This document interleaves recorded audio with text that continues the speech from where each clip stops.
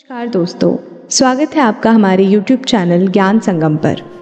आज हम बात करेंगे कि कैसे भारत में गुरुकुल खत्म होते चले गए। 1858 में इंडियन एजुकेशन एक्ट बनाया गया। इसकी ड्राफ्टिंग थॉमस बेबिंगटन मैकॉले ने की थी, लेकिन उसके पहले उसने भारत के एजुकेशन सिस्टम का सर्वेक्षण कराया था। उसके पहले भी कई अंग्रेज़ों ने भारत के एजुकेशन सिस्टम के बारे में अपनी रिपोर्ट दी थी।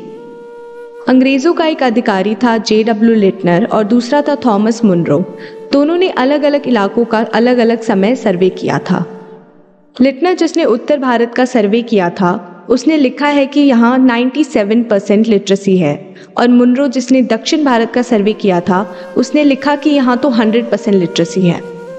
मैकॉले का स्पष्ट कहना था कि भारत को हमेशा हमेशा के लिए अगर गुलाम बनाना है तो इसकी देशी और सांस्कृतिक एजुकेशन सिस्टम को पूरी तरह से ध्वस्त करना होगा और उसकी जगह ब्रिटिश एजुकेशन सिस्टम लानी होगी, और तभी इस देश में शरीर से हिंदुस्तानी लेकिन दिमाग से अंग्रेज पैदा होंगे, और तब इस देश की यूनिवर्सिटी से निकलेंगे तो हमारे हित में काम करेंगे।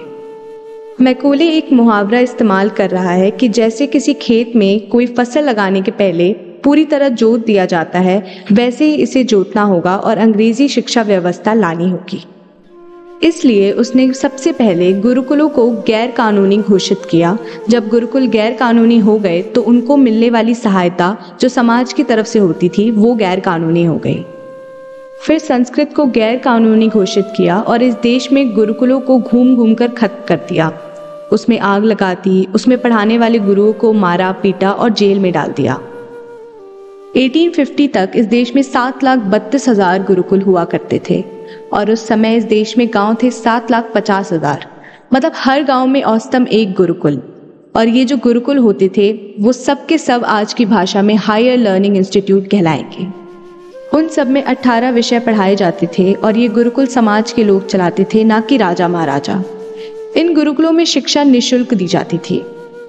इस तरह से सारे गुरुकुलों को खत्म किया गया और फिर अंग्रेजी शिक्षा को कानूनी घोषित किया गया, और कलकत्ता में पहला कॉन्वेंट स्कूल खोला गया। उस समय से फ्री स्कूल कहा जाता था।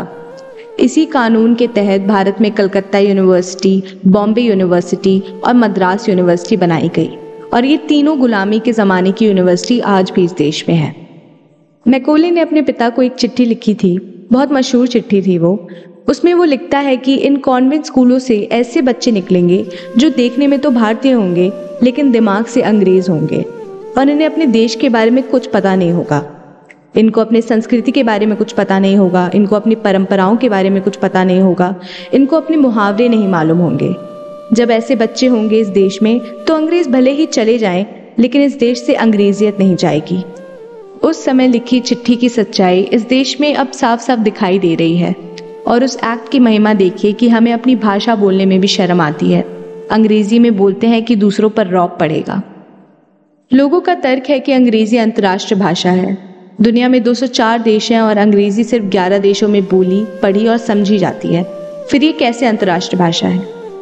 जो समाज अपनी मातृभाषा से कट जाता है उसका कभी भला नहीं होता, और यही मैकॉले की रणनीति थी, जिसमें लगभग वो विजय पा चुके, क्योंकि आज का युवा भारत को कम, यूरोप को ज़्यादा जानता है। हालांकि समय के साथ शिक्षा प्रणालियों में बदलाव होना आम बात है, और गुरुकुल प्रणाली भी इसी बदलाव का शिकार हुई। आधुनिक शिक्षा प्रणालियों के आगमन के साथ गुरुकुल की प्रणाली में धीरे धीरे दरारें आने लगी। शिक्षा के क्षेत्र में तेजी से बदलाव होने के बावजूद गुरुकुल का महत्व तब भी बना रहा था। उसके माध्यम से हजारों छात्र अपने गुरुओं से अमूल्य शिक्षा प्राप्त करते रहे। फिर आया वो समय जब तकनीकी और आधुनिक शिक्षा प्रणालियों का उदय हुआ।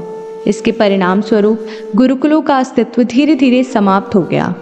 छात्रों के लिए आधुनिक शिक्षा संस्थान बने और वे विभिन्न शिक्षा प्रदान करने वाले संस्थानों में दाखिल होने लगे। इस प्रकार गुरुकुल प्रणाली धीरे धीरे अपने अंतिम स्तर पर पहुंच गई, लेकिन उसकी यादें और महत्व आज भी हमारे दिलों में बसे हुए हैं। आज की वीडियो आपको गुरुकुल प्रणाली की महत्वपूर्ण कहानी सुनाने का प्रयास करती है। अगर आपको ये वीडियो पसंद आया हो तो लाइक करें, शेयर करें और हमारे चैनल ज्ञान संगम को सब्सक्राइब करें। धन्यवाद।